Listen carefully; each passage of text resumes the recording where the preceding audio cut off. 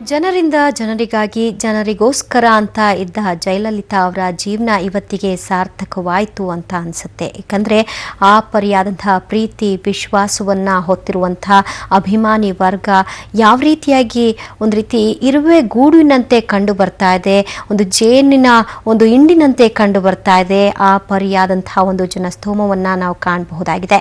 ಕಾಲಿಡ್ಲಿಕ್ಕೂ ಕೂಡ ಅಲ್ಲಿ ಜಾಗ ಇಲ್ಲ, ಅಷ್ಟರ ಮಟ್ಟಿಗೆ ಜನಜಂಗುಳಿಯಲ್ಲಿ ನೆರೆದಿರುವಂಥದ್ದು. ಒಂದೇ ಕಾರಣಕ್ಕೆ ಅಮ್ಮನ ಮೇಲಿನ ಪ್ರೀತಿ ವಿಶ್ವಾಸ, ಅಮ್ಮನಿಂದ ತಮಗೆ ಸಿಕ್ಕಂತಹ ಒಂದು ಉಡುಗೊರೆ ಏನಿದೆ, ಆ ಒಂದು ಅವರ ಒಂದು ಅಧಿಕಾರಾವಧಿಯಲ್ಲಿ ಅವ್ರು ಮಾಡಿದಂತಹ ಸೇವೆ ಏನಿದೆ, ಆ ಒಂದು ಋಣ ತೀರಿಸಲಿಕ್ಕೆ ಜನ ಇವತ್ತು ಅವರ ಅಂತಿಮ ದರ್ಶನಕ್ಕೆ ಬರ್ತಾ ಇದ್ದಾರೆ ಅಂತಲೇ ಹೇಳಬಹುದು.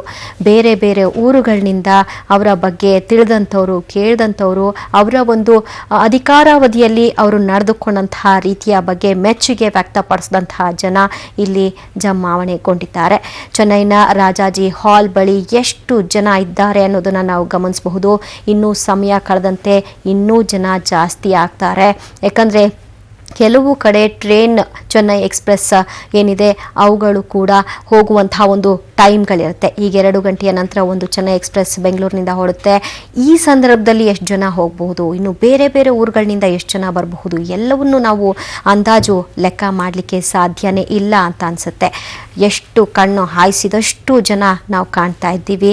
ಇದು ಜಯಲಲಿತಾ ಅವರು ಗಳಿಸಿದಂತಹ ಒಂದು ಅವರ ಒಂದು ವೃತ್ತಿ ಜೀವನದಲ್ಲಿ ಅವರ ಬದುಕಿನಲ್ಲಿ ಗಳಿಸಿದಂತಹ ಒಂದು ಹೆಮ್ಮೆಯ ಸಂಕೇತ ಅಂತಲೇ ಹೇಳಬಹುದು. ಇಹಲೋಕ ತ್ಯಜಿಸಿದ್ದಾರೆ, ಚಿರನಿದ್ರೆಗೆ ಜಾರಿದ್ದಾರೆ ಅಮ್ಮ. ಮತ್ತೆಂದೂ ಅವರ ಮುಖವನ್ನು ನಾವು ನೋಡಲಿಕ್ಕೆ ಸಾಧ್ಯವಿಲ್ಲ. ಈ ರೂಪದಲ್ಲಾದರೂ ತಮಿಳುನಾಡಿಗೆ ಒಂದೆಜ್ಜೆ ಕಾಲಿಟ್ರೆ ಸಾಕು, ಅಮ್ಮನ ಒಂದು ಅಂತಿಮ ಯಾತ್ರೆಯಲ್ಲಿ ನಾವು ಒಂದು ರೀತಿ ಪಾತ್ರರಾದಂತೆ ಅನ್ನುವಂಥ ಭಾವ. ಬಹಳಷ್ಟು ಹೆಣ್ಮಕ್ಳು ನೊಂದು ನಮ್ಮನ್ನು ಕರೆದುಕೊಂಡು ಬಿಡಬಾರ್ದಿತ್ತ ದೇವರು, ನಮ್ಮ ಆಯಸ್ಸನ್ನು ನಿನಗೆ ಕೊಡಬಾರ್ದಿತ್ತ ತಾಯಿ ಅನ್ನುವಂಥ ಮಾತುಗಳನ್ನೆಲ್ಲ ಆಡ್ತಾ ಇದ್ದನ್ನು ಕೇಳಿದ್ರೆ ಯಾವ ಪರಿಯಾಗಿ ಪ್ರತಿಯೊಂದು ಮನೆಗೂ ಕೂಡ ಒಬ್ಬ ಯಜಮಾಂತಿಯಾಗಿ ಮನೆಯ ಒಡತಿಯಾಗಿ ಅವರು ಗುರುತಿಸ್ಕೊಂಡಿದ್ರು ಅನ್ನೋದನ್ನ ಕಾಣಬಹುದಾಗಿದೆ. ಅಮ್ಮ ಅಂತ ಪ್ರೀತಿಯಿಂದ ಕರೀತಾರೆ ಅಂದರೆ ಕೇವಲ ಗರ್ಭ ಧರಿಸಿದಂತಹ ಮಕ್ಕಳು ಮಾತ್ರ ಅಲ್ಲ, ಗರ್ಭ ಧರಿಸದೆ ಕೂಡ ಎಷ್ಟೋ ಲಕ್ಷಾಂತರ ಮಂದಿಗೆ ಅಮ್ಮನಾಗಿ ಆಕೆ ಒಂದು ರೀತಿಯಾಗಿ ಕೈತುತ್ತನ್ನ ಕೊಟ್ಟೆ ಅಮ್ಮ ಅನ್ನಿಸ್ಕೊಳ್ಬೇಕಾಗಿಲ್ಲ. ಪರೋಕ್ಷವಾಗಿ ತನ್ನಿಂದ ಆದಂತಹ ಒಂದಷ್ಟು ಪ್ರಯತ್ನಗಳನ್ನ ಮೀರಿದಂತಹ ಒಂದು ಪ್ರಯತ್ನಗಳನ್ನ ಮಾಡಿದ್ದು, ಅಮ್ಮನ ಒಂದು ಹೆಸರಿನಲ್ಲಿ ಬಹಳಷ್ಟು ಯೋಜನೆಗಳನ್ನ ಜಾರಿಗೆ ತಂದಿದ್ದು, ಮಕ್ಕಳಿಂದ ಮುದುಕರವರೆಗೂ ಅನುಕೂಲ ಆಗುವಂತೆ ನೋಡಿಕೊಂಡದ್ದು ಇವತ್ತು ಅದಕ್ಕೆ ಸಾಕ್ಷೀಭೂತವಾಗಿದೆ ಅಂತ ಅನಿಸುತ್ತೆ. ನೀವು ನೋಡ್ತಾ ಇದ್ದೀರಿ, ಶಶಿಕಲಾ ಅವರು ನಿಂತಲ್ಲೇ ನಿಂತಿರುವಂತಹ ಚಿತ್ರಣ. ಪನ್ನೀರ್ ಸೆಲ್ವಂ ಅವರು ಕೂಡ ಬಹಳಷ್ಟು ದುಃಖ ತಪ್ತರಾಗಿದ್ದಾರೆ. ಸಿನಿಮಾ ಗಣ್ಯರು ಮತ್ತು ರಾಜಕೀಯ ಗಣ್ಯರು ಕೂಡ ಅಲ್ಲಿ ಧಾವಿಸ್ತಾ ಇದ್ದು ಅವರಿಗೆ ಅಂತಿಮ ನಮನವನ್ನು ಸಲ್ಲಿಸ್ತಾ ಇದ್ದಾರೆ. ಇನ್ನು ಬೆಂಗಳೂರಿನಲ್ಲೂ ನೀವು ಗಮನಿಸಿದ್ರಿ, ಜಯಲಲಿತಾ ಅವರು LKGಯಿಂದ 4ನೇ ತರಗತಿಯವರೆಗೂ ಅವರು ಓದಿದಂತಹ ಒಂದು ಶಾಲೆ ಬಿಷಪ್ ಕಾಟನ್, ಇಲ್ಲಿ ಕೂಡ ಅವರಿಗೆ ಅಂತಿಮ ನಮನವನ್ನು ಸಲ್ಲಿಕೆ ಮಾಡಲಾಯಿತು. ಕರ್ನಾಟಕದಲ್ಲಿ 1 ದಿನದ ಶೋಕಾಚರಣೆಯನ್ನು ಕೂಡ CM ಸಿದ್ದರಾಮಯ್ಯನವರು ಘೋಷಿಸಿದ್ರು. ಇನ್ನು ಚೆನ್ನೈನಲ್ಲಿ 7 ದಿನಗಳ ಕಾಲ ಶೋಕಾಚರಣೆ ಘೋಷಣೆ ಕೂಡ ಆಗಿದೆ. ಭಾರತ ಲೋಕಕ್ಕೆ ತಮಿಳುನಾಡು ಮುಖ್ಯಮಂತ್ರಿ ಜಯಲಲಿತಾ ಅವರು ಒಂದು ರೀತಿಯಾಗಿ ಅಲ್ಲಿನ ಕಾರ್ಯಕರ್ತರ ಪಾಲಿಗೆ ಪುರಚ್ಚಿ ತಲೈವಿ ಅಂದರೆ ಕ್ರಾಂತಿಕಾರಿ ಹೋರಾಟಗಾರ್ತಿ ಎಂದೇ ಗುರುತಿಸಿಕೊಂಡಂಥ ಅಮ್ಮ ಇನ್ನೂ ನೆನಪು ಮಾತ್ರ. ಆದರೆ ಅವರು ಇತಿಹಾಸ ಪುಟದಲ್ಲಿ ಸೇರಿದ್ದಾರೆ ಅಂತ ಅಂದರೆ ತಪ್ಪಾಗಲಾರ್ದು.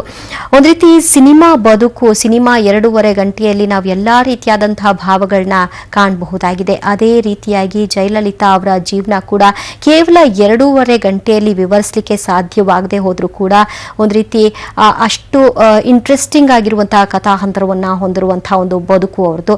ಸಿನಿಮಾ ಕ್ಷೇತ್ರದಲ್ಲಿ ಅವರು ಹೇಗೆ ಗುರುತಿಸ್ಕೊಂಡ್ರು, ಹೇಗೆ ಬೆಳೆದ್ರು, 2 ದಶಕಗಳ ಕಾಲ ಸಿನಿಮಾ ರಂಗದಲ್ಲಿ ಒಬ್ಬ ರಾಣಿಯಾಗಿ ಹೇಗೆ ಉತ್ತುಂಗವನ್ನು ಏರಿದ್ರು ಅನ್ನುವಂಥದ್ದನ್ನ ಒಂದು ಭಾಗದಲ್ಲಿ ಗಮನಿಸಿದ್ರೆ, ಮಗದೊಂದು ಕಡೆಯಲ್ಲಿ MGR ಅವರ ನೆರವನ್ನು ಪಡೆದುಕೊಂಡು ರಾಜಕೀಯದಲ್ಲಿ ತಮ್ಮ ಗುರುಗಳನ್ನಾಗಿ MGR ಅನ್ನು ಸ್ವೀಕಾರ ಮಾಡಿ ನಂತರದ ದಿನಗಳಲ್ಲಿ MGR ತೀರಿ ಹೋದ ನಂತರದ ದಿನಗಳಲ್ಲಿ ಆಕೆ ಎದುರಿಸಿದಂತಹ ಸವಾಲುಗಳು ಮತ್ತು ಪಕ್ಷವನ್ನು ಕಟ್ಟಿ ಮುನ್ನುಗ್ಗುವಂತಹ ಒಂದು ಪ್ರಯತ್ನ, ಆ ಪ್ರಯತ್ನಕ್ಕೆ ಯಾರೆಲ್ಲ ಆ ಸಂದರ್ಭದಲ್ಲಿ ಸಾಥ್ ಕೊಟ್ಟರು ಅವ್ರು ಯಾರನ್ನು ಕೂಡ ಅವರು ಧಿಕ್ಕರಿಸಿ ಮುನ್ನಡೆದವರಲ್ಲ, ಅವರೆಲ್ಲರನ್ನು ಜೊತೆಯಲ್ಲಿ ಇಟ್ಕೊಂಡು ಇಲ್ಲಿಯವರೆಗೂ ಸಾಗಿದ್ರು. ಇವತ್ತು ಇಷ್ಟು ಸಂಖ್ಯೆಯಲ್ಲಿ ಅವರ ಅಂದರೆ ಪಕ್ಷದ ಕಾರ್ಯಕರ್ತರಿರಬಹುದು ಅಥವಾ ಅಭಿಮಾನಿ ವರ್ಗ ಇರಬಹುದು, ಅವರೆಲ್ಲರೂ ಅವರ ಜೊತೆಗೆ ಇದ್ದೀವಿ ಅನ್ನುವಂಥ ಒಂದು ಮಾತುಗಳನ್ನ ಆಡ್ತಾ ಇದ್ದಾರೆ ಅಂದರೆ ಅವರು ಗಳಿಸಿದಂತಹ ಒಂದು ವಿಶ್ವಾಸವೇ ಸರಿ ಅನ್ನಬಹುದು. ಇನ್ನು ರಜನಿಕಾಂತ್ ಅವರು ಬಂದು ಹೋಗಿದ್ದನ್ನು ನಾವು ಗಮನಿಸ್ತಾ ಇದ್ದೀವಿ. ಬಹಳಷ್ಟು ಜನರು ಕೂಡ ಇನ್ನು ಬೆಂಗಳೂರಿನಿಂದ ಬೆಳಗ್ಗೆ ಅಷ್ಟೇ ಮಾಜಿ ಪ್ರಧಾನಿಗಳಾಗಿರ್ತಕ್ಕಂಥ ದೇವೇಗೌಡರು ಕೂಡ ಹೊರಟಿದ್ರು. ಇನ್ನು ಇನ್ನೇನು ರೀಚ್ ಆಗ್ತಾರೆ ಅನ್ನುವಂಥ ಮಾಹಿತಿ ಕೂಡ ಸಿದ್ದರಾಮಯ್ಯನವರು ಕೂಡ ಹೊರಟಿದ್ದಾರೆ. ಬಹಳಷ್ಟು ಕರ್ನಾಟಕದ ರಾಜಕೀಯ ನಾಯಕರು ಕೂಡ ಚೆನ್ನೈಗೆ ಪ್ರಯಾಣವನ್ನು ಬೆಳೆಸಿದ್ರು. ಬೆಳಗ್ಗೆನೇ ಇನ್ನೇನು ಅವರು ಕೂಡ ರೀಚ್ ಆಗುವಂಥ ಸಾಧ್ಯತೆಗಳಿದೆ. ಪ್ರಧಾನಿ ನರೇಂದ್ರ ಮೋದಿ ಅವರು ಕೂಡ ಇನ್ನೇನು ಒಂದು ಪಾರ್ಥಿವ ಶರೀರ ಇರತಕ್ಕಂಥ ಸ್ಥಳಕ್ಕೆ ಧಾವಿಸ್ತಾರೆ. ಅವರ ನೆಚ್ಚಿನ ಹಸಿರು ಸೀರೆ ಏನಿದೆ ಆ ಸೀರೆಯನ್ನೇ ಅವರ ಮೈ ಮೇಲೆ ಹೊದಿಸಿರೋದನ್ನು ಗಮನಿಸಬಹುದು. ಇನ್ನು ಅವರಿಗೆ ಗೌರವಾರ್ಥವಾಗಿ ಅಂದರೆ ಮುಖ್ಯಮಂತ್ರಿ ಆಗಿರ್ತಕ್ಕಂಥ ಸಂದರ್ಭದಲ್ಲೇ ಅವರು ನಿಧನ ಹೊಂದಿರುವ ಹಿನ್ನೆಲೆಯಲ್ಲಿ ಭಾರತದ ಒಂದು ಬಾವುಟವನ್ನು ಕೂಡ ಅವರ ಮೈ ಮೇಲೆ ಹೊದಿಸಲಾಗಿದೆ.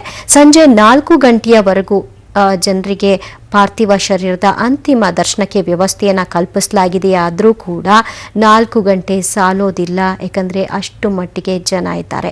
ಆದರೂ ಕೂಡ ವಿಧಿವಿಧಾನಗಳನ್ನ ನೆರವೇರಿಸಲೇಬೇಕು. ಸಂಜೆಯ ಒಳಗೆ ಆ ಎಲ್ಲ ಒಂದು ವಿಧಿವಿಧಾನಗಳನ್ನ ನೆರವೇರಿಸುವ ಹಿನ್ನೆಲೆಯಲ್ಲಿ 4 ಗಂಟೆಯವರೆಗೂ ಸಮಯವನ್ನು ನಿಗದಿ ಮಾಡಲಾಗಿದೆ. ನಂತರದ ಸಮಯದಲ್ಲಿ ಯಾವ ರೀತಿ ಬದಲಾವಣೆಗಳಾಗಬಹುದು, ಜನ ಯಾವ ರೀತಿ ರಿಯಾಕ್ಟ್ ಮಾಡಬಹುದು ಅನ್ನುವಂಥದ್ದನ್ನು ಊಹೆ ಮಾಡಲಿಕ್ಕೂ ಕೂಡ ಸಾಧ್ಯ ಇಲ್ಲ. ಯಾಕಂದರೆ ಆ ಪರಿ ಜನ ಅಲ್ಲಿ ಸೇರ್ಪಡೆಗೊಂಡಿದ್ದಾರೆ. ನೋಡಲಿಕ್ಕೆ ಸಾಧ್ಯವಾಗದೇ ಇದ್ದಂತಹ ಪಕ್ಷದಲ್ಲಿ ಒಬ್ಬರ ಮೇಲೊಬ್ಬರು ಬೀಳುವಂಥದ್ದು, ಬಡ್ದಾಡ್ಕೊಳ್ಳುವಂಥದ್ದು, ನೆಲಕ್ಕೆ ಉರುಳುವಂಥದ್ದು ಇವೆಲ್ಲವೂ ಕೂಡ ಸರ್ವೇ ಸಾಮಾನ್ಯವಾಗಿರುತ್ತೆ. ಯಾರಿಗೂ ಏನೂ ತೊಂದರೆಗಳಾಗದೇ ಇರಲಿ ಇಂತಹ ಸಂದರ್ಭದಲ್ಲಿ ಅಂತ ನಾವು ಕೂಡ ಭಾವಿಸೋಣ.